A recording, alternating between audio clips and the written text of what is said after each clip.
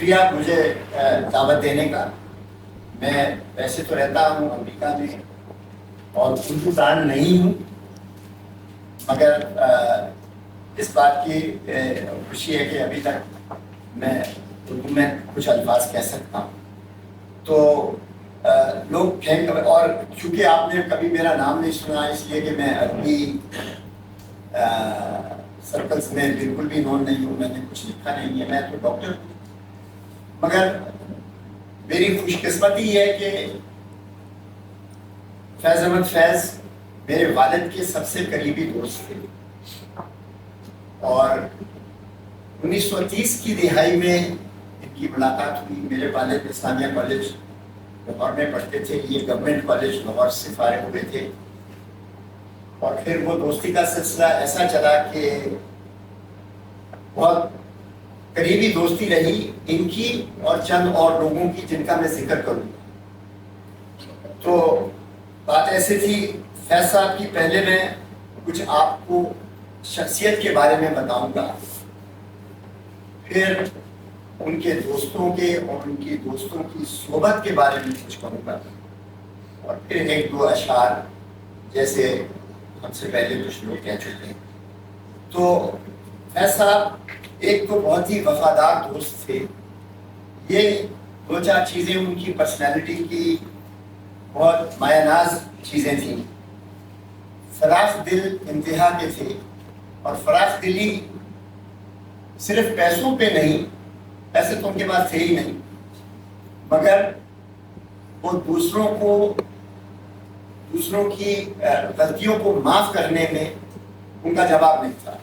کوئی چیز اندر رکھتے نہیں تھے، نہ کسی سے کبھی غیر مفہوم بات کرتے تھے. بہت صلح پسند قسم کے آدمی تھے، اور بہت ہی میٹھی طبیعت پائی تھی. اگر ایک صحافی تھے بڑے مشہور، انہوں نے کچھ مقالطے سے کام لیا، جنگ میں وہ قلم لکھتے تھے اس زمانے میں. تو انہوں نے لکھا کہ جمعرات کی شام تھی، میں فیض احمد فیض کے ساتھ بیٹھا ہوا تھا، اور یہ تھا اور وہ تھا، اور وہ فیض احمد فیض وہاں تھے ہی نہیں، اور اس قسم کی باتیں وہ جنگ میں لکھتے تھے. تو وہ ایک دن وہ صحافی ملنے کے لیے آئے. تو ہم اس زمانے میں نوجوان ہوتے تھے، تو مطلب کافی فرم ویوز ہوتے تھے ہمارے، بلیک اینڈ وائٹ میں دنیا کو دیکھتے تھے. تو میں نے فیض صاحب سے کہا اوپر جا کے کہ وہ فلان صاحب آپ سے ملنے آئے ہیں. تو میں سمجھا کہ فیض صاحب اس کو کہیں گے کہ یار تم خام خواہ جھوٹ بوٹ لکھتے رہتے ہو. نیچے اتر گیا ہے تو اس کا نام لیا، کہنے لگے یار تم بڑے پاجی ہو، اور یہ کہہ کے وہ خوش، یہ ان کی طبیعت تھی. تو بے نیاز بھی بہت تھے. ایک دفعہ فلپین سے آئے تو مسز مارکوس نے ان کو ایک کافی بڑا سونے کا میڈالین دیا جس کا انہیں پتہ ہی نہیں تھا. تو کسٹم والے نے سوٹ کیس اس لیے کھولا کہ وہ تھوڑی دیر فیض صاحب سے گفتگو کرنا چاہتا تھا. ایسے ہی کہہ دیتا تو پھر اس کی بات چیت نہ ہوتی. تو اس نے کانورسیشن کو پرولونگ کرنے کے لیے کہا کہ اس نے جب کھولا تو وہ سونے کا میڈالین لپٹا ہوا تھا ایک گتے میں. تو وہ سوٹ کیس اٹھا کے ان کے ساتھ باہر آیا، میں باہر انتظار کر رہا تھا. تو مجھے وہ سوٹ کیس تھمایا، کہنے لگا فیض صاحب کو بالکل علم نہیں ہے، مگر یہ بہت مہنگا اس میں سونے کا میڈالین ہے، تو ذرا خیال سے لے کے جائیں. میں نے گاڑی میں بیٹھ کے پوچھا، میں نے کہا فیض چچا آپ کو بالکل پتہ نہیں تھا کہ اس نے دیا؟ کر لیں گی. بہت بے نیاز تھے. اور اس زمانے میں جب بھٹو کا دور آیا تو بھٹو کی حکومت نے ان کو انوائٹ کیا گیا، کلچر کے ایڈوائزر تھے، منسٹر آف اسٹیٹ تھے ایکچولی. تو پنڈی چلے گئے تو انٹرنیشنل ایئرپورٹ کراچی ہی ہوتا تھا، لاہور سے فلائٹیں نہیں جاتی تھیں. تو فیض صاحب کو بہت انٹرنیشنل کانفرنسز میں بلائے جاتے تھے، کم سے کم مہینے میں ایک دفعہ تو وہ ملک سے باہر جاتے تھے. ویسے کراچی ہر اگلے ہفتے آتے تھے. تو جب وہ آتے تھے تو وہ سوٹ کیس میں ہماری اماں کھولتی تھی تو وہ بیچ میں کپڑے گچھا کیے ہوئے رکھے ہوتے تھے. تو وہ ہماری اماں اس کو کھول کے طے کر کے ایک دم سوٹ کیس میں بہت جگہ ہو جاتی تھی. تو مجھ سے دوپہر میں کہتے تھے کہ بھائی ماسکو جا رہے ہیں کچھ لوگوں کے لیے تحفے لینے، ایک دم سے سوٹ کیس پہ جگہ ہو گئی پروفیسر اسٹریٹ پہ 2-3 دکانیں ہوتی تھی، وہاں میں ان کو لے جاتا تھا۔ اس زمانے میں رشیا میں کوئی شیمپو وغیرہ، کوئی اچھے قسم کے صابن وغیرہ نہیں ملتے تھے، تو وہ اسی طرح۔ اور ایک آخری بات آپ کو یہ بتاؤں کہ ہم جب بچے تھے تو ہمارا مقام برخوردار کا تھا، تو جب وہ شعر سناتے تھے تو ان کے دوست احباب اگر بیٹھے ہوں یا ہمارے والد بیٹھے ہوں، وہ داد دیں تو دیں، ہم میں تو ہمت نہیں ہوتی تھی کہ داد دیں، کیونکہ ایک بچہ اتنے بڑے شاعر کو داد دے کچھ اوچھا پن لگتا ہے۔ تو میں تو کبھی، مگر ہم اندر سے تل ملا جاتے تھے۔ اور آخری بات جو ڈاکٹر عمر دراز نے بھی کہی کہ یہ کئی دفعہ انہوں نے مجھ سے کہا، ہم گاڑی میں سفر کر رہے ہوتے تھے ادھر سے ادھر، تو کہتے تھے کہ ان کی زندگی میں سنگل موسٹ امپورٹنٹ ایونٹ جو تھا زندگی میں، وہ 1917 کی رشین ریولیوشن تھی، پہلے اس نے میری زندگی پہ بڑا اثر کیا جو آج تک ہے۔ ہمارے والد کے ساتھ ان کی اتنی دوستی تھی کہ ایک ہی گھر میں رہتے تھے، اوپر کی منزل میں وہ رہتے تھے، ہم نیچے، بہت سال ایسے رہتے تھے، اور شام کو نیچے آ جاتے تھے، لوگ آتے جاتے تھے۔ کچھ لوگ وہ آتے تھے جن کا میں ابھی 5 منٹ میں ذکر کروں گا، مگر طبیعت کے بڑے کم گو تھے، اور ان کی شاعری اگر آپ پڑھیں تو ایسے لگتا ہے کہ بیٹھ کے باتیں کر رہے ہیں، مصنوعی پن نہیں تھا۔ شام کو جب مہمان چلے جاتے تھے پھر یکدم، کبھی کبھی، ہر دفعہ نہیں، کبھی کبھی ایک دم بہت ٹاکیٹو ہو جاتے تھے اور باتیں کرتے تھے۔ تو اس موقع پہ ہم کو کچھ قصے سننے کو ملتے تھے۔ تو ہمارے والد سے ان کی دوستی ایسی ہوئی کہ سجاد ظہیر صاحب ہندوستان سے آئے تھے، ان کو انڈیا کی کمیونسٹ پارٹی نے خاص طور سے پاکستان بھیجا تھا۔ کلکتے میں پاکستان بننے سے ذرا پہلے کافی بڑی کنونشن ہوئی تھی، جس پہ یہ ڈیسائیڈ ہوا تھا کہ یہ جا کے پاکستان میں کمیونسٹ پارٹی کو آرگنائز کرے۔ مقصد یہ تھا کہ جو رجن پسند لوگ ہیں ان سے اگر پاکستان کو ذرا موڑا جائے اور بچایا جائے، تو وہ اس صورت میں آئے تھے۔ اس کے بعد کیا ہوا کہ وہ فیض صاحب دوسری جنگ عظیم کے دوران فوج میں بھی تھے، اس کا قصہ میں آپ کو بھی سناتا ہوں۔ وہ فوج میں تھے تو وہاں اس ریجیمنٹ میں جنرل اکبر خان سے ملاقات، ان کی شناسائی تھی۔ جنرل اکبر خان اور 2-4 اور، کیپٹن کوشنی جن کا بھی ذکر ہوا، یہ سوچ رہے تھے کہ لیاقت علی کی حکومت، ایسے ہی بات کر رہے تھے۔ تو ان کو بھی اس میٹنگ میں انوائٹ کیا، فیض صاحب کو، سجاد ظہیر صاحب کو۔ انہوں نے یہ کہا اس میٹنگ میں کہ ہم آپ کو ٹرسٹ نہیں کرتے، ہم اس میں شامل نہیں ہونا چاہتے، کہ ہمیں کوئی اعتبار نہیں ہے کہ آپ اگر کامیاب بھی ہوئے تو ہمارا کیا حشر کریں گے۔ اور وہ کورین وار کا زمانہ تھا، میکارتھیزم پھیلا ہوا تھا، یہ لوگ بڑے پڑھے لکھے لوگ تھے، تو یہ اس میٹنگ سے اٹھ آئے۔ مگر پھر بھی وہ میٹنگ کی بات اندر سے کسی نے بتا دی، یہ لوگ گرفتار ہو گئے، اور راولپنڈی کنسپریسی کیس، کوئی کنسپریسی کوئی خاص نہیں تھی، اور یہ خامخواہ یہ 4-5 لوگ جو تھے یہ اس میں ملوث ہو گئے۔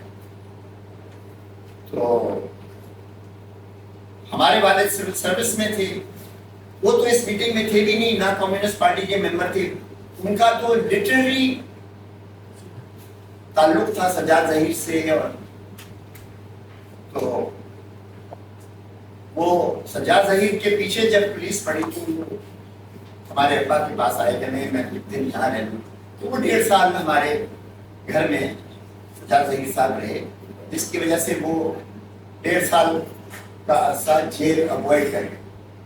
وہ بعد میں جب بات کھلی تو ہمارے ابا کی جو گورنمنٹ سینیورٹی تھی وہ 12 سال کم کر گئے۔ تو ہمارے ابا ہمیشہ کہتے تھے کہ میں فیض کا فین نہیں ہوں، میں پرانا دوست ہوں، مگر دوستی اتنی تھی کہ وہ ہمارے گھر کے علاوہ کہیں جاتے ہی نہیں تھے، اور سجاد ظہیر سے بھی بڑی دوستی تھی۔ تو اس طرح یہ قصہ شروع ہوا۔ بیان کرنے کا انداز ایسے تھا کہ جیسے کوئی کہتا ہے نا کہ چائے پینی ہے تو چائے پی لیں گے ہم، تو اس طرح وہ بات کرتے تھے۔ وہ ان کی شادی ہوئی، مگر شادی کے بارے میں کچھ کنٹروورسی ہے کہ وہ سری نگر میں ہوئی تھی یا لاہور میں ہوئی تھی، مگر جہاں تک مجھے یاد ہے انہوں نے کہا تھا لاہور میں ہوئی تھی، اور شیخ عبداللہ نے نکاح پڑھایا تھا، اور شیخ عبداللہ بس لے کے سری نگر سے لاہور آئے تھے۔ تو ان کے گہرے دوستوں میں کرنل مجید ملک تھے، جن کی وائف آمنہ مجید ملک کا PCH کالج تھا کراچی میں۔ کرنل مجید ملک بہت لائق اور فائق شخص تھے، بہت پڑھے لکھے آدمی تھے، اور وہ بہت بائی کے جرنلسٹ تھے۔ انہوں نے فیض صاحب کو اور چراغ حسن حضرت کو فوج میں بھرتی کیا تھا۔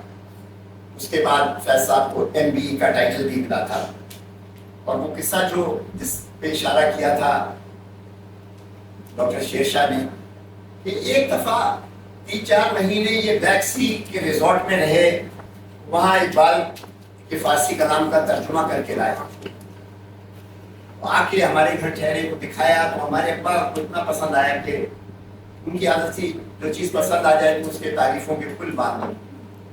تو شام کو وہ مینوسکرپٹ لے کے جب مجید ملک کے پاس گئے، انہوں نے دیکھا اور کہا کہ یہ آپ میرے پاس چھوڑ جائیں۔ 2-3 دن کے بعد جب فیض صاحب نے پوچھا کہ وہ مینوسکرپٹ میں لے جاؤں، تو مجید ملک صاحب نے بڑی دھیمی زبان میں کہا فیض وہ مینوسکرپٹ آپ کے لائق نہیں ہو، ایسا کریں آپ اس کو میرے پاس ہی چھوڑیں، کیونکہ ان کو یہ ڈر تھا کہ کہیں یہ سلپ ہو کے لوگ اس کو چھاپ نہ دیں۔ تو وہ بڑے پروٹیکٹیو تھے کہ فیض کی جو کلام ہے وہ بڑا پروٹیکٹیڈ رہنا چاہیے، اور اس میں سے کافی چیزیں جو اس لائق نہیں ہیں ان کو خارج کر دیا جائے۔ جب پاکستان بنا تو الدین جس کے نام سے آپ واقف ہوں گے، وہ میاں فیملی کے جاگیردار تھے۔ شاہ جہان بادشاہ کے زمانے میں ان کو بڑی زمینیں ملی تھی، مگر وہ جاگیردار ہونے کے باوجود وہ بڑے مزدور دوست اور بڑے اچھے انسان تھے۔ انہوں نے کہا کہ پاکستان میں ایک اخبار ہونا چاہیے جس میں ماڈریٹ ویوز ہونے چاہیے، کیونکہ ڈان اس زمانے میں رائٹ ونگ پیپر ہوتا تھا۔ تو انہوں نے پاکستان ٹائمز اور امروز کی بنیاد رکھی، اور فیض احمد فیض کو ان دونوں اخباروں کا ایڈیٹر ان چیف بنایا۔ فیض صاحب کی اس زمانے میں بھی، جب وہ میرا خیال ارلی 40 میں بھی نہیں تھے، 30-35 سال کی عمر تھی، اتنی میگنیٹزم تھا کہ امتیاز علی تاج، چراغ حسن حسرت، عبداللہ ملک، مظہر علی خان، طارق علی کے والد، یہ سب اس اخبار میں جمع ہوئے، اور اس اخبار کا سٹینڈرڈ بہت اونچا تھا۔ مگر 59 میں جب ایوب خان کا دور آیا تو دفتر سے فیض احمد فیض کو گرفتار کر کے پولیس لے گئی، اور بے عزت کرنے کے لیے ہتھکڑی پہنا کے اوپن ٹانگے میں لے کے گیا تاکہ لوگوں کو نظر آئے۔ تو ایک آپ کو بتاؤں کہ اس زمانے میں لنڈن ٹائمز کا ایڈیٹوریل ان کی سپورٹ میں اگلے دن نکلا۔ اس زمانے میں بھی ان کی شخصیت اتنی اعلیٰ ترین تھی۔ تو وہ موقع تھا جس پہ فیض صاحب نے لکھا، آج پھر چشم نم جان شوریدہ کافی نہیں، اور تہمت عشق پوشیدہ کافی نہیں، آج بازار میں آپ خدا چلو۔ تو یہ سب آپ نے سنی نہیں ہے، میں پوری کیا پڑھوں، مگر اس کا آخری بند ہے، رکھتے دل باندھ لو دل فگارو چلو، پھر ہم ہی کا چلو یارو چلو۔ تو وہ حالانکہ پولیس کے خلاف لکھتے تھے، مگر ان کی شاعری بڑی میٹھی اور سافٹ ہوتی تھی، وہ جنگجو قسم کی شاعری نہیں کرتے۔ تو جب میاں افتخار الدین کا انتقال ہوا، اس وقت میں تو بہت چھوٹا تھا، مگر میاں افتخار الدین کا ذکر اکثر گھر میں ہوتا تھا۔ اور میاں افتخار الدین بڑے پائے کے تھے، ایک GOR لاہور میں رہتے تھے، ان کے گھر پہ مہاتما گاندھی ٹھہرتے تھے، جواہر لال نہرو ٹھہرتے تھے، اور کیا کیا لوگ نہیں ٹھہرتے تھے. تو جب فیض صاحب کافی افسردہ ہوئے، اور کئی دفعہ گھر میں جب کوئی کہتا تھا کہ فیض صاحب کچھ سنائیں تو وہ یہ سناتے تھے، نہ گواؤں ناوا کے دین کش دل ریزہ ریزہ کما دیا، جو بچے ہیں سنگ سمیٹ لو، تنے داغدار لٹا دیا، میرے چارہ گھر کو نوید ہو صفِ دشمناں کو خبر کرو، جو قرض رکھتے تھے جان پر وہ حساب آج چکا لیا.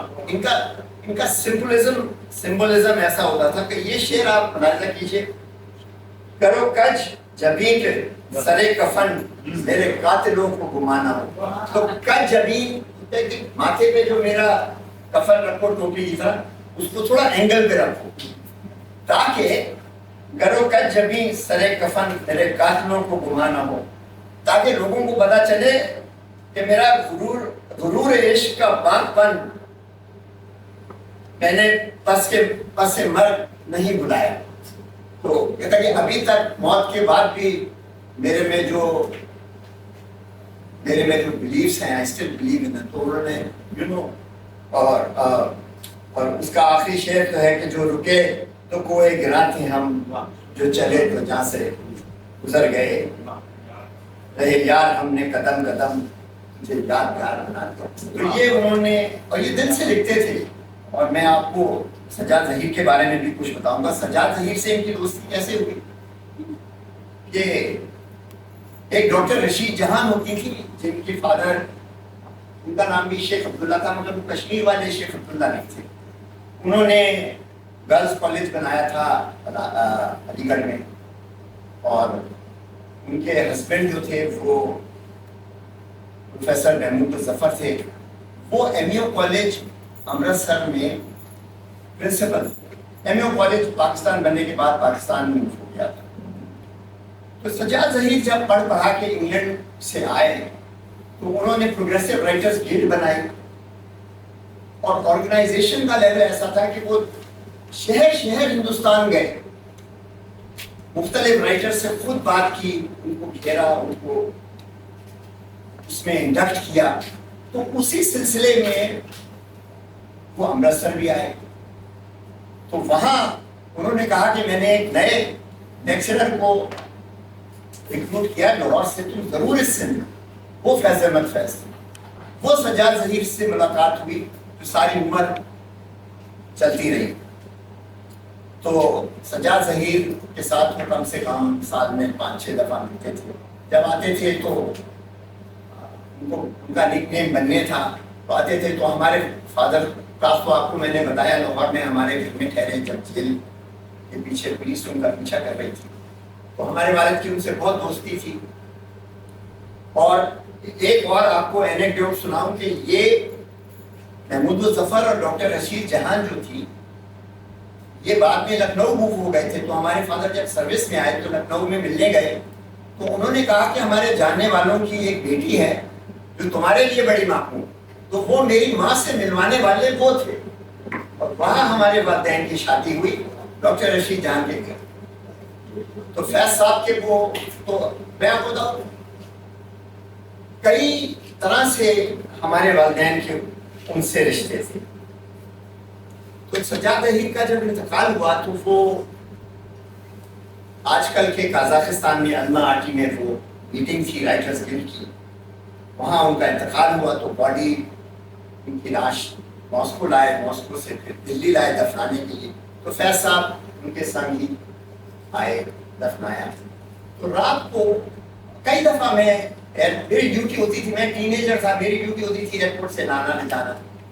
سینکڑوں دفعہ میں لے کے آیا. تو وہ جب میں ایئرپورٹ سے آیا تو میں نے کہا ان کے جگری دوست کا انتقال ہوا ہے. ہمیں خبر ہمیں بھی آئی کراچی میں. میں جب گیا تو گاڑی میں بیٹھے تو بالکل خاموش تھے. تو میں نے بھی کوئی، ہمیں ہمت نہیں ہوتی تھی کہ ہم کروڑ کے سوال پوچھیں. جب گھر آئے تو انہوں نے کاغذ کا ٹکڑا نکال کے میرے والد کے سامنے رکھا. صبح 5 بج رہے تھے، چائے پی رہے تھے. تو وہ ہوٹل میں دلی میں لکھی تھی کہ نہ اب ساتھ سیر گل کریں گے، نہ اب مل کر سر مقتل چلیں گے، حدیث سے دل بڑا باہم کریں گے، نہ خون دل سے شرع غم کریں گے، نہ لیلائے سخن کی دوستداری، نہ غم آئے وطن پر اشک باری، سنیں گے نغمہ زنجیر مل کر، نہ شب بھر مل کر چھلکائیں گے ساغر۔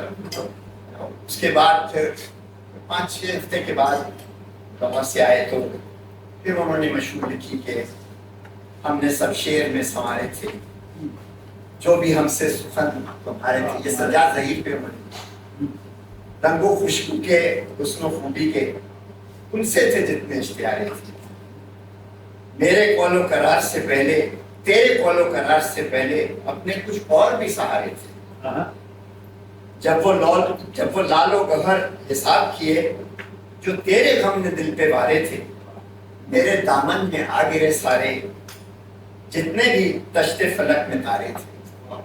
اور آخری شعر بہت ہی اچھا ہے، عمر جاوید کی دعا کرتے فیض اتنے مکب ہمارے۔ تو یہ پھر فیض صاحب ہمارے ساتھی رہتے تھے، پھر ہم جس گھر میں ہم ساتھ رہتے تھے وہ چھوڑ کے بھٹو صاحب کی حکومت آئی تو وہ پنڈی چلے گئے، جیسے میں نے پہلے ذکر کیا۔ تو اب یہ باتیں اب کسی کو نہیں پتا ہوں گی۔ جب وہ 2-3 دن کے بعد واپس آئے تو ذرا ڈس اپوائنٹڈ تھے، تو ہمارے ابا نے پوچھا کہ فیض کیا ہوا؟ تو ایسا ہوتا تھا کہ وہ بیڈ روم میں بیٹھے ہوتے تھے، چائے چل رہی ہوتی تھی، تو انہوں نے کہا کہ ہم پہلی میٹنگ جو ہوئی منسٹر آف اسٹیٹ تھے، کیبنٹ میٹنگ میں پہلی دفعہ انہوں نے دیکھا کہ بھٹو صاحب کے ساتھ سعید احمد خان بیٹھا ہوا۔ سعید احمد خان جو تھا وہ چیف اس وقت آئی جی پولیس تھا جب راولپنڈی کنسپریسی کیس ہوا، تو اس نے ان پنڈی کیس کے لوگوں کو بہت دقت دی تھی، جیل میں بھی مشکلیں پہنچائی تھی۔ تو جنرل اکبر بھی بیٹھے ہوئے تھے، وہ بھی منسٹر آف اسٹیٹ تھے، جو راولپنڈی کنسپریسی کیس میں اکیوز نمبر 1 تھے۔ وہ ایک دم سعید احمد خان کو دیکھ کے اٹھ کر کھڑے ہو گئے اور انہوں نے بھٹو صاحب سے، اور وہ بھٹو صاحب کے مرشد تھے، پیپلز پارٹی کا مینیفیسٹو لکھنے میں ان کا ہاتھ تھا۔ وہ ایک دم سے کھڑے ہو گئے، کہیں گے میں اس میٹنگ میں نہیں بیٹھوں گا اگر سعید احمد خان یہاں بیٹھے۔ اب بھٹو جو بعد میں اس نے جو پرائز پے کی وہ اسی کیریکٹر فلو کی وجہ سے پیش کی، کیونکہ جو اس کے ساتھی تھے ان سے وہ وفادار نہیں تھا، اس نے کچھ نہیں کہا تو جنرل اکبر اٹھ کے چلے گئے۔ بعد میں کانسولیشن پرائز یہ تھا کہ سویڈن میں ایمبیسڈر بنا کے بھیجا جاتا ہے۔ مگر میں نے آپ کو پہلے بتایا کہ فیض بہت دھیمی طبیعت، برا تو بہت لگا، کڑوا گونج کیا، مگر بیٹھے رہے، اس لیے کہ بھٹو صاحب سے ان کو پھر بھی کچھ شناسائی تھی۔ یہ فرق تھا اوروں میں اور فیض صاحب، مگر جب آئے تو بڑے افسردہ تھے۔ تو اور یہی سعید احمد خان ہے جو ان کا چیف آف سیکیورٹی تھا، جس نے بھٹو کے اشارے پہ ان کے پروڈکشن منسٹر جے رحیم کو مارا پیٹا، جس کے بعد جے رحیم بچا ہے اس کا انتقال، اور جس کی وجہ سے ذوالفقار علی بھٹو پہ بڑی تہمت پڑی اور اس کے بہت قریبی دوست اس کو چھوڑ گئے۔ اور جب اس کو مصیبت آئی اس کے جو دوست تھے قریبی جاگیردار تو خاموش ہو کے چلے گئے، ان سے تو کوئی ایکسپیکٹ بھی نہیں کرتا تھا، مگر جو اس کے جگری دوست تھے وہ الگ تھے انہی وجہ سے۔ تو اور جب بھٹو صاحب کی حکومت انہوں نے چھوڑی تو کسی کو پتا نہیں کہ یہ جو چند اشعار ہیں یہ حکومت چھوڑنے پہ انہوں نے لکھے، کہ انہوں نے کہا کہ ہمیں سے اپنی نوا ہم کا نام ہوتی رہی، یہ دیکھ اپنے ہی لہو میں نیام ہوتی رہی، مقابلے صفِ آدھا جسے کیا آغاز، وہ جنگ اپنے ہی دل میں تمام ہوتی رہی، کیونکہ کچھ کہہ نہیں سکتے تھے، بھٹو کے خلاف بھی نہیں کہہ سکتے، تو کوئی مسیحا نہ ایفائے عہد کو پہنچا، بہت تلاش پس قتل عام ہوتی رہی، یہ برہمن کا کرم وہ عطائے شیخ خنم، کبھی حیات کبھی میں حرام ہوتی رہی، جو کچھ بھی بننا پڑا فیض کٹ کے یاروں سے، تو رہزنوں سے ادعو و سلام دعا و سلام ہوتی رہی۔ تو یہ اگر آپ کتاب پڑھیں تو ان کی ایک خاصیت تھی، کبھی بہت کم کسی نظم کا عنوان دیتے تھے جس سے پڑھنے والے کو اشارہ ہو کہ کیوں اور کس وقت لکھی گئی۔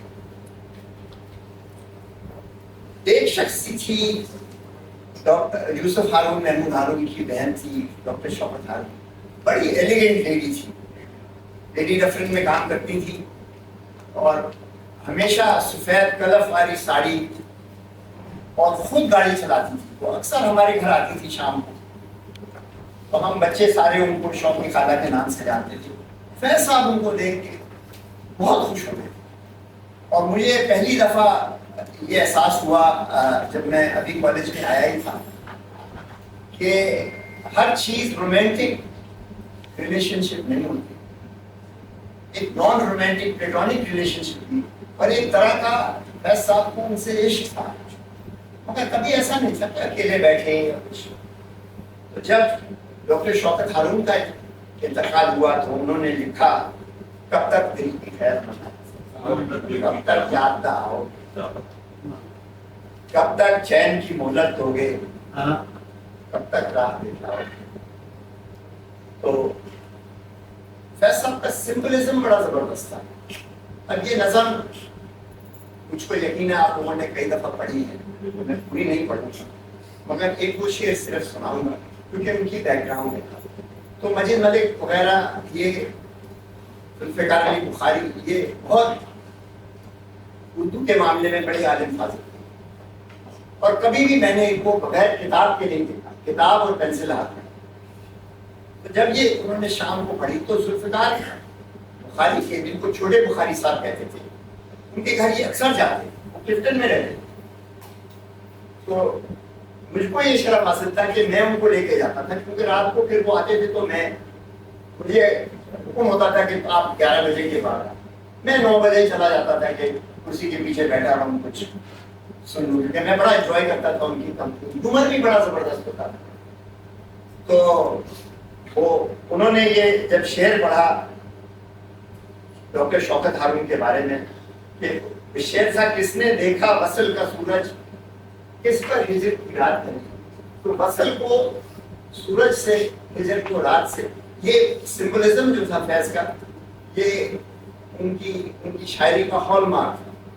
تو کہتے ہیں کس نے دیکھا وصل کا سورج، کس پر ہجر کی رات بنی، وہ گیسوں والے کون سے کیا تھے، ان کو کیا بدلاؤ۔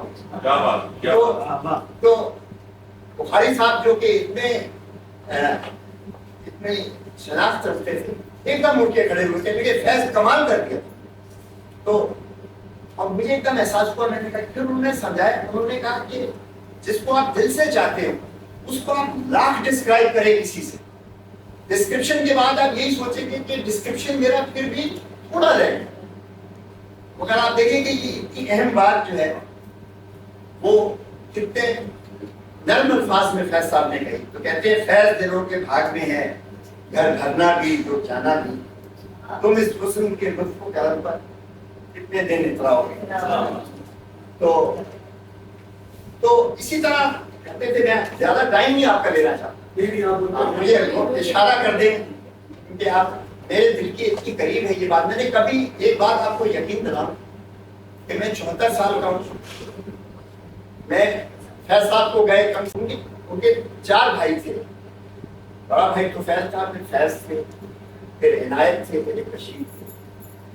تو عنایت کو پارکنسنس تھی، کراچی میں رہتے تھے، بڑے اچھے آدمی تھے اور بالکل ہو بہو فیض صاحب کی کاپی تھے دیکھنے سے، ہو بہو۔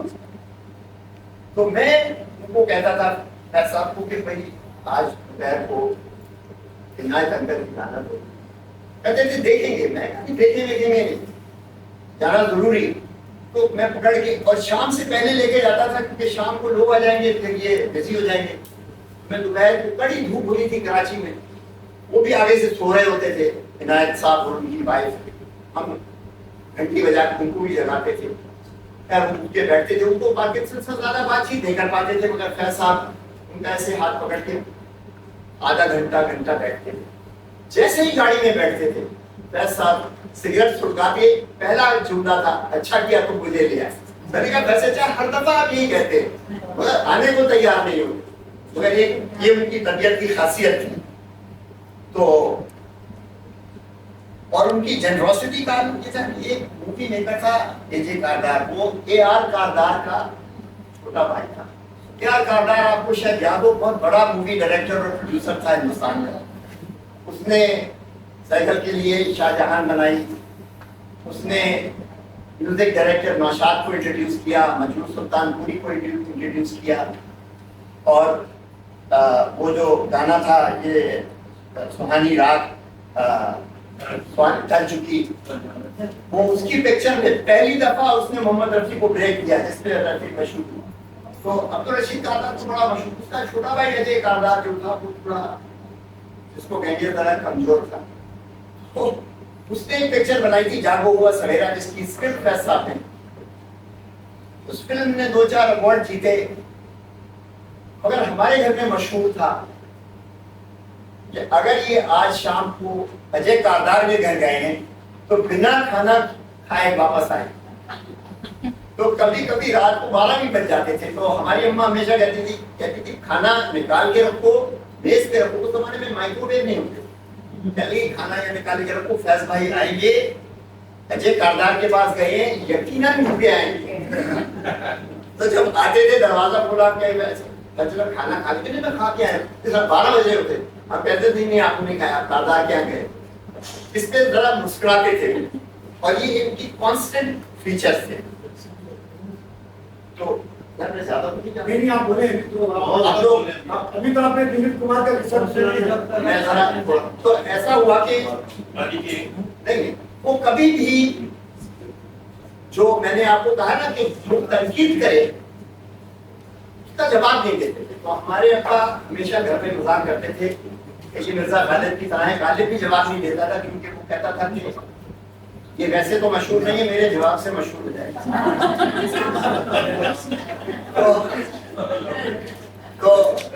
تو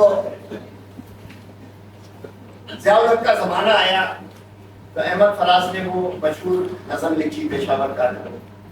تو جب فوج اس کو پکڑ کے لے گئی تو اس نے ڈرائی کیا لاہور فورٹ میں, میں نے نہیں لکھی, یہ جماعت اسلامی کے لوگوں نے, اور شہرت حاصل کرنے کے لیے میرا نام اٹیچ کر دیا. اللہ آپ مجھے معاف کریں. تھوڑی مار دھاڑ کے بعد احمد فراز کو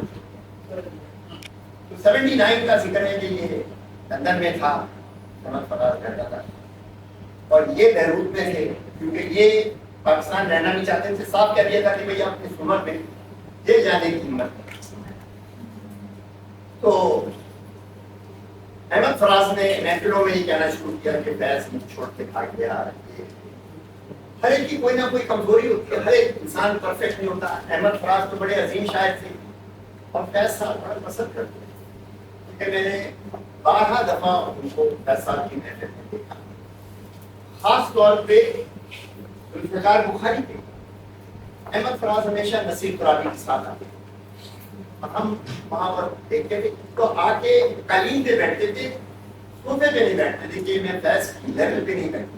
احمد فراز کہتے, مگر ذرا سا یہ ڈس اپوائنٹ ہوئے جب اس نے کچھ باتیں بنائی. اصل ایسی باتیں حفیظ جلندری نے بنائی, فیض صاحب نے جواب یہ دیا احمد فراز کو, کیسے ممکن ہے یار میرے مجنوں تو بنو لیکن تم سے ایک سنگ نہ رسم و راہ کرے, وہ کوہ کنی کا دعویٰ بھی سر پھوڑنے کی ہمت بھی نہ ہو.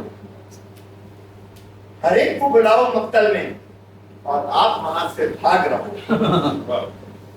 تم بھمرا بن کر جب چاہو ہر ایک کلی کا رس چوسو, اور ساتھ ہی یہ اصرار کرو ہر ایک تم سے لپٹی رہے اور تم پر جان چھڑکتی رہے.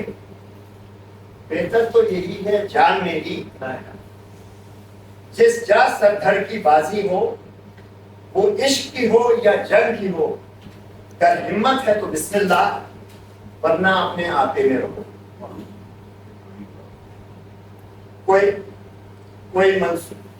کوئی منصور بنے، فرحات بنے، البتہ اتنا لازم ہے سچ جان کے جو بھی راہ چنو بس ایک اسی کے بھوکے رہو. پہلی اور میرے خیال سے آخری دفعہ انہوں نے کسی کو ریمائنڈر کیا تو یہ ان کی طبیعت کا عالم تھا. تو اور پھر کتابوں میں چھپی تو انہوں نے نہیں لکھا اور بہت کم چھپی، کیونکہ جب میں یہ اپنے دوستوں کو سناتا ہوں تو بہت کم لوگوں نے اس سے شناسائی ہے. ایک اور قصہ آپ کو سناؤں. دلی بہت جاتے تھے تو سال میں 2-3-4 دفعہ میں ایروفلاٹ کی فلائٹ آتی تھی صبح 4 بجے. اس زمانے میں نہ ای میل ہوتا تھا، نہ ٹیکسٹ میسجنگ ہوتی تھی. ایروفلاٹ والے ان کی بہت عزت کرتے تھے کیونکہ یہ وی آئی پی تھے. ایروفلاٹ تو آتے تھے وہ ہمیں فون کر رہے تھے کہ بھائی اس فلائٹ سے آ رہے ہیں آپ کے فون. تو 4 بجے صبح میں کھڑا ہوتا تھا تو وہ جب ان کو لے کے آتے تھے تو میں پوچھتا تھا آپ لکھنؤ گئے، کہ وہ خود تو بات کرتے نہیں تھے. آپ دلی گئے تو حیدرآباد میں پوچھتا تھا کہ آپ حیدرآباد کر پھر گئے تو کہنے لگے وہاں مخدوم محی الدین وہ ان کا نظریاتی ساتھی تھا، کمیونسٹ پارٹی کا بہت پرانا ممبر تھا، عمر میں اس سے بڑا تھا مگر اچھا شاید تھا، اس رتبے کا تو خیر نہیں تھا. تو اس کی یہ مشہور غزل تھی مخدوم محی الدین کی کہ آپ کی یاد آتی رہی رات بھر، چشم نم مسکراتی رہی رات بھر. فیض صاحب نے کسی عزت نہیں. اب یہ جیسے آپ کہہ رہی تھی کہ رومانی شعر بھی وہ لکھتے تھے تو یار کی یاد آتی رہی رات بھر اسی دیر میں لکھی ہے. چاندنی دل دکھاتی رہی رات بھر، کوئی خوشبو بدلتی رہی پیرہن، کوئی تصویر کھاتی رہی رات بھر. اب نرمی دیکھیں اس میں. سایہ شاخ گل کے تلے، سایہ شاخ گل کے تلے کوئی قصہ سناتی رہی رات بھر. آخری شعر بہت زبردست ہے. جو نہ آیا اسے کوئی زنجیر در، جو نہ آیا اسے کوئی زنجیر در، ہر صدا پر بلاتی رہی رات بھر. تو بڑے شاعر کا سٹائل یہ ہوتا ہے کہ وہ پیڈنٹک لینگویج نہیں یوز کرتے، سمپل الفاظ میں جو بات کہہ جاتے ہیں تو ہر ایک کی سمجھ میں آئے. تو اور ایک بڑی مشہور ان کی نظریں جو میں پوری نہیں پڑھوں گا کیونکہ ٹائم کا تقاضا ہے، آپ خود پڑھ لیجیے گا کہ کچھ پہلے ان آنکھوں آگے کیا کیا نہ نظارہ گزرے گا. تو یہ مخدوم محی الدین کی ڈیتھ پہ لکھی تھی اور اس کی یاد میں لکھی تھی، اسی کے اسٹائل میں لکھی تھی. کچھ پہلے ان آنکھوں آگے کیا کیا نہ نظارہ گزرے تھا، کیا روشن ہو جاتی تھی گلی جب یاد تمہارا گزرے تھا. تو اس کا آخری شعر ہے. اب تو ہاتھ سجائے نہ دیرے، لیکن اب سے پہلے تو آنکھ اٹھتے ہی ایک نظر میں عالم سارا. یہ خود آپ پڑھ سکتے ہیں مگر میں صرف آپ کو ریفرنس دے رہا ہوں کہ یہ کیوں اور کب لکھی ہے. تو ایک انہوں نے حیدرآباد میں لکھی تھی جس کو میں اس لیے سناؤں گا کہ بہت ہی میٹھی تھی. آج پھر درد و غم کے دھاگے میں، آج پھر درد و غم کے دھاگے میں ہم پرو کر تیری خیال کے پھول، ترک الفت کے دشت سے چن کر، ترک الفت کے دشت سے. اب یہ سملی آپ دیکھیں کہ ترک الفت تو بری چیز ہوتی ہے، وہ اس کو تنبیہ دی انہوں نے، تشبیہ دی دشت سے. تو کہتے ہیں ترک الفت کے دشت سے چن کر آشنائی کے محسال کے پھول تیری دہلیز پر سجا آئے، پھر تیری یاد پر چڑھا آئے، باندھ کر آرزو کے پلے میں ہجر کی رات اور وصال کے. وہ سمبلزم ہجر کو انہوں نے رات سے کہا، وصال کو خود سے. فلم سٹار نرگس سے بہت دوستی تھی. وہ ہر دفعہ آتے تھے، اس کو پتا چلتا تھا اگر یہ دلی ہو یا حیدرآباد ہو وہ فلائٹ لے کے آئے، اور کبھی کبھی قائل کر لیتی تھی. وہاں बम्बई लेके जाती थी, हमेशा कहते थे बहुत खूबसूरत है। तो हम काफी उनसे मजाक करते थे, मैं कहता था कभी आप जाते हैं हमें भी लेके जाएं, हम भी इनसे उस जमाने में ना हमारे वालिद के पास पैसे होते थे ना हमारे पास कि हम जाएं। तो उनकी बेटी ने एक दफा कहा कि अब्बा आप जब दिलीप कुमार से मिले ऑटोग्राफ देते हैं, दिलीप कुमार हमेशा इनके बड़े मदार थे, जब वापस आए तो ऑटोग्राफ नहीं लाए।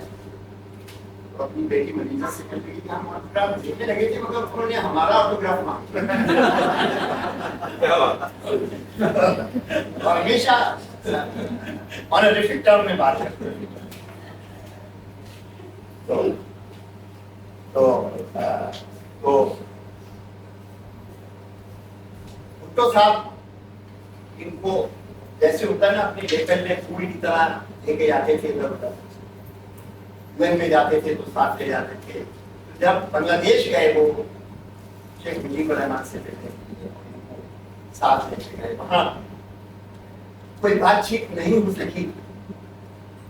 बंगाल के लोग जरा इस बात पे नाराज थे कि जब हम पे मुसीबत आई तो फैज अहमद फैज ने कोई शेर नहीं लिखे हमारे लिए। उस जमाने में फैज साहब को ले जाने का शौक नहीं था, तो खैर वैसे ही हुआ। मगर जब वापस आए तो लाहौर में फ्लाइट रुकी तो साहब इस्लामाबाद चले गए, फैज साहब कराची आ गए। तो कराची एयरपोर्ट पे हम लेने गए तो उन्होंने उस दिन रात को सुनाया कि हम पे चले इसमें भी ये आपने सुनी भी है तो मैं दोहराऊंगा नहीं, मगर इसका उनकी सिमिलीज ऐसी जबरदस्ती के ये शेर जो है कब नजर में आएगी बेदाग सब्जे की बहार। अब बंगाल का सब्जा जो था वो विदाउट ब्लेमिश था, डेंस ग्रीनरी होती थी और बारिश भी बहुत होती थी वहां।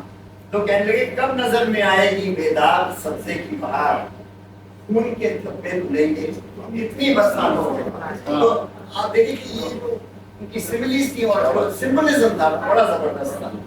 क्योंकि बातचीत नहीं हुई थी तो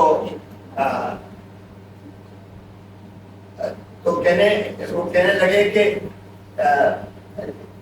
खून के धब्बे धुलेंगे, थे बहुत बेदर्द लम्हे सदमे दर्द इश्क के, थी बहुत बेमहर सुबह मेहरबान आंखों के बाद। तो इस तरह वो कहते थे। अब मैं तो बैरूत से जब वो चले गए तो वहां से अक्सर कुछ लिखते थे तो खत में आते, ईमेल नहीं होता, पर इतनी वो नहीं करते थे दबालत के कोई एक्सप्रेस मेल से भेजे, इतनी केयर के कोई पढ़े ना पढ़े, उन्हें पता था कि ये जमाना होता है। तो वो जब लिखते थे तो हमारे पास वो मिलती थी खत में, तो हमारे पास का ये कहना था कि ये फैज जो है ये कौन का शायर है और ये नहीं है कि हम इसको अपनी जेब में रखें और लोगों को पढ़वाएं, ताकि हमारे पास कहते थे हम फैज के फैन नहीं हैं, हम उसकी वजह से शोहरत हासिल की। तो वो खलीलुर रहमान जंग को फोन करते थे, वो उधर था जंग, आप आइए ये नजम आए।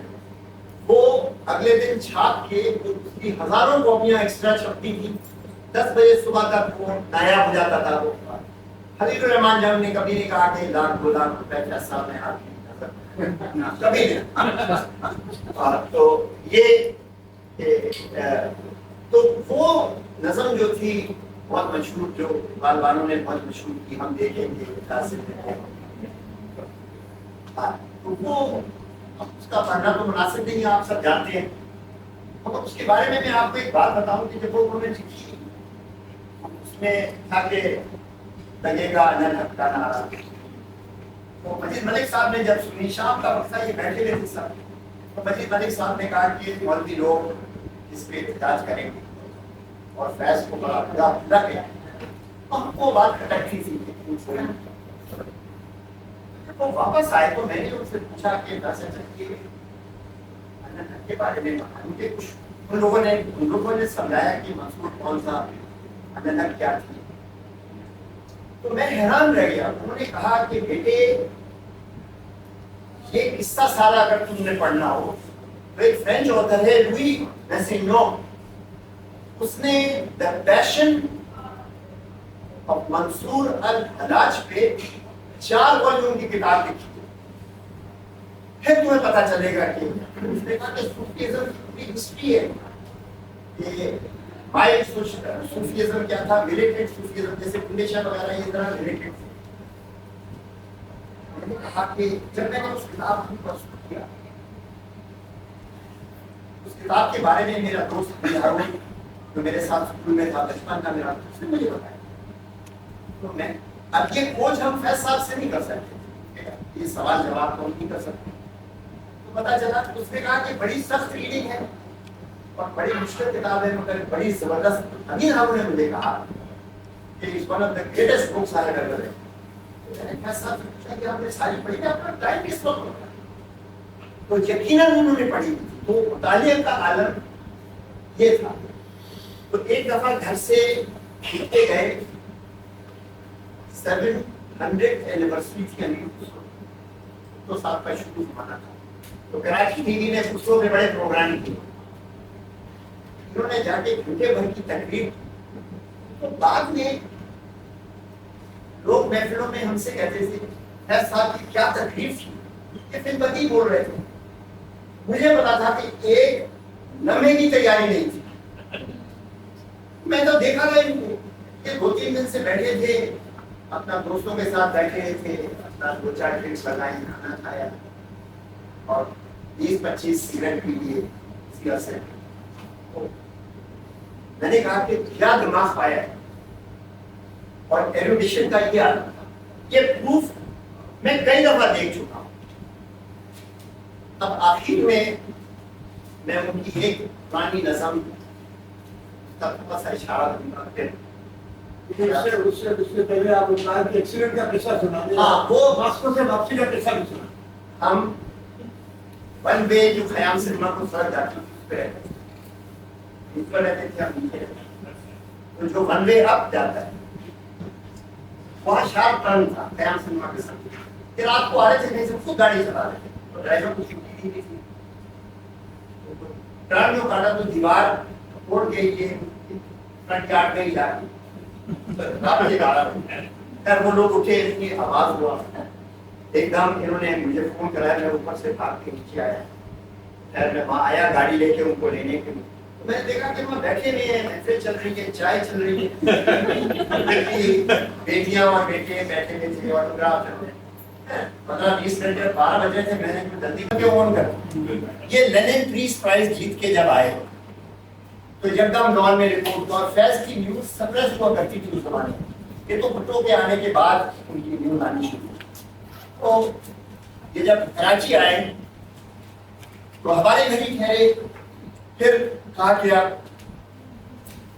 شوکت ہارون کو یہ شوقی سب دوست بلاتے تھے, یہ کوئی مجید. انہوں نے موقع دیکھ کے فیض صاحب کو کہا فیض اب تم کہاں جا رہے ہو؟ تو کہنے لگے ابھی تو پروگرام نہیں. تو دیکھا تم ہارون کالج کے پرنسپل بن جاؤ میری وجہ سے. تو یہ ہارون کالج کے پرنسپل بنے. ہارون کالج کا نام ہو گیا کیونکہ لوگ کہتے تھے کہ فیض احمد فیض, اس کو کھڈا کالج کہتے تھے. تو کہنے لگے یہ کھڈے کالج کے پرنسپل کیسے؟ اب کسی کو یہ نہیں پتا ہم کہاں سے بتائیں کہ یہ عشق کا رشتہ ہے. عشق پہ سلام. اور ڈاکٹر شوکت ہارون کو وہ کسی صورت نہ نہیں کرتے, کہہ ہی نہیں سکتے تھے. کیونکہ جیسے کہتے ہیں ہمارے ابا کہتے تھے کہ فیض اتنا تو وہ ڈاکٹر شوکت ہارون کا ہمارے ابا اکثر کہتے تھے شوقی تم اکثر آیا کرو کہ فیض بھی بڑا خوش ہوتا ہے. تو وہ بہت ہی ایلیگنٹ لیڈی تھی. تو اس طرح وہاں ان کی اپوائنٹمنٹ ہوئی. تو یوسف ہارون, محمود ہارون ان کی بڑی قدر کرتے تھے. مگر فیض صاحب because these two brothers were basically non intellectual, مگر شوکت ہارون سے بہت دوستی تھی. شوکت ہارون لیڈی ہارڈنگ کالج کی پڑھی ہوئی تھی دلی سے, بہت شاندار لیڈی تھی. سر وہ گٹکا والا قصہ ذرا بتائیں.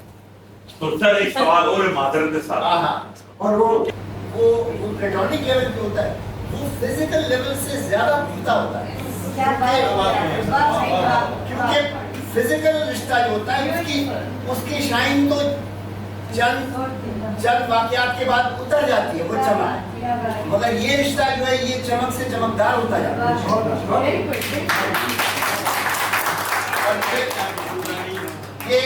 ये इस चीज में इम्तियाज मुझे कॉलेज के जमाने में नहीं था, क्योंकि हम तो लड़कियों को एक ही अंदाज से देखते, मगर बाद में पता चला कि इसमें इतनी रियलिटी नहीं है।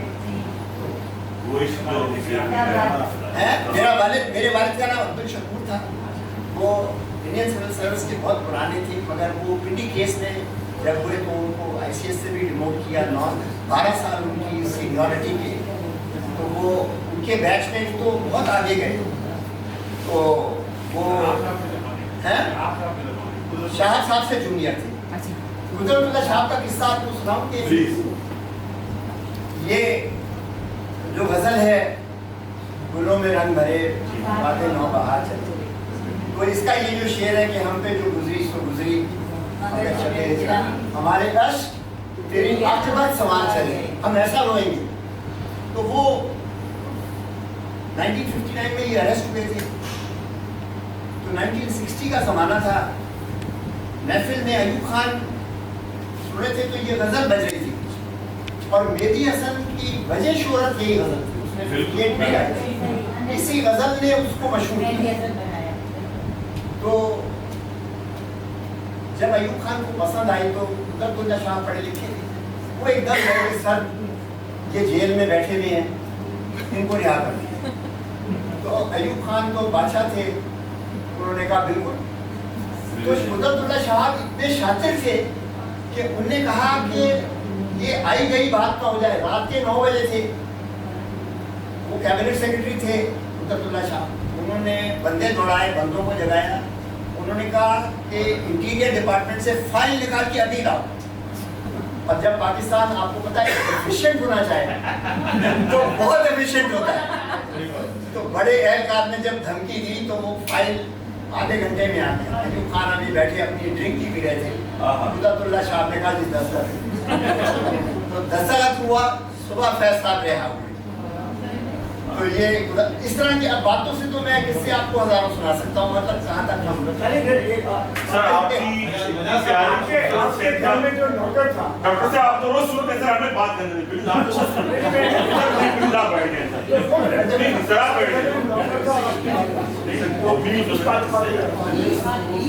सर मैं ये जानना चाह रहा था कि माशाल्लाह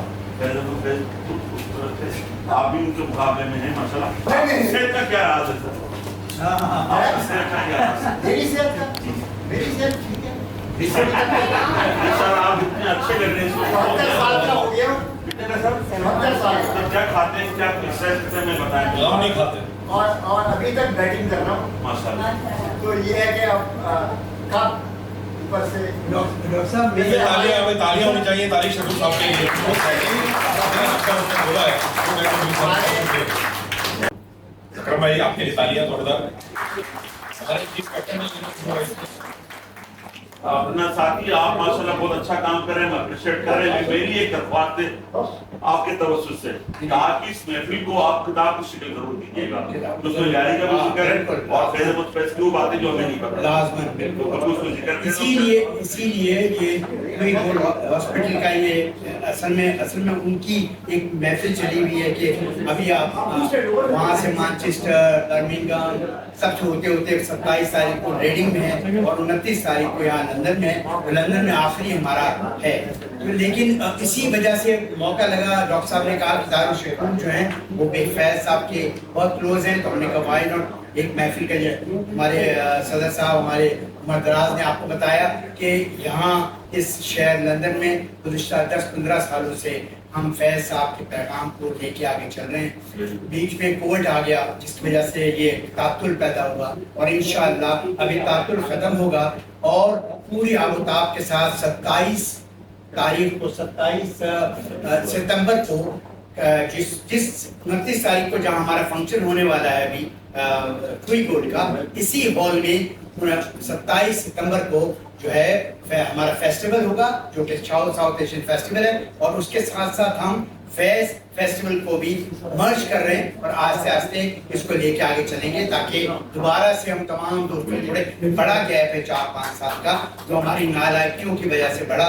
اور میں شکریہ ادا کرنا چاہتا ہوں خاص طور پہ ہمارے چیف پیٹرن اور فیض کے روح رواں جناب ایوب اولیا صاحب یہاں موجود ہیں، اور انشاءاللہ ایوب اولیا ہمیشہ تا حیات میرے نزدیک میرے ہمیشہ تا حیات چیف پیٹرن ہے، اور بہت کام کیا ادب کے لیے اور ادب کے فروغ کے لیے، اور آپ ہمارے ساتھ ہمارا تعاون کریں گے. اور باقی سارے دوست بھی ہمیں فردن ایوب کے حبیبی جان صاحب، لارڈ بادشاہ صاحب، اشتیاق صاحب، امتیاز صاحب، اور میں جتنے ہمارے دوست ہیں خاص طور پہ عشق تمنا اور بیگم تمنا ہمیشہ ہمارا تعاون کرتے ہیں، جاوید سمر صاحب، ڈاکٹر حضرت علی بڑے زمانے کے بعد میرے طالب علم تھینک یو، اور افتخار صاحب ہمیشہ ہماری فیض میلے کے لیے ہمیشہ شرکت ہوتی ہے. ہاں کوئی لیکن وہ ہمیشہ چند لوگ ابھی آج نہیں آ سکے کیونکہ بہت چھوٹی جگہ بھی تھی، اور ہم نے مختصر خاص لوگوں کو جو ہے میں شکریہ ادا کرتا ہوں. ڈاکٹر صاحب، ڈاکٹر طاہر شکر صاحب آپ کا، شیرشاہ سعید صاحب آپ کا، اور رحمان صاحب، مدراس صاحب، آپ تمام لوگوں کا فردن شکریہ ہے. اور انشاءاللہ آپ ہمارے ساتھ تعاون جاری رکھیں. اور 29 جون کو برائے مہربانی میں آپ کو اعلان کرتا ہوں، اگر آپ نے ٹکٹ نہیں خریدا مجھے اطلاع کریں، کسی کو بھی اطلاع کریں، آپ بغیر ٹکٹ لیے بھی آئیں، لیکن وہ ڈرامہ ضرور دیکھیں تاکہ ہم سب مل کر کے شیرشاہ سید کی حوصلہ افزائی کریں ان کا ساتھ. Thank you very much.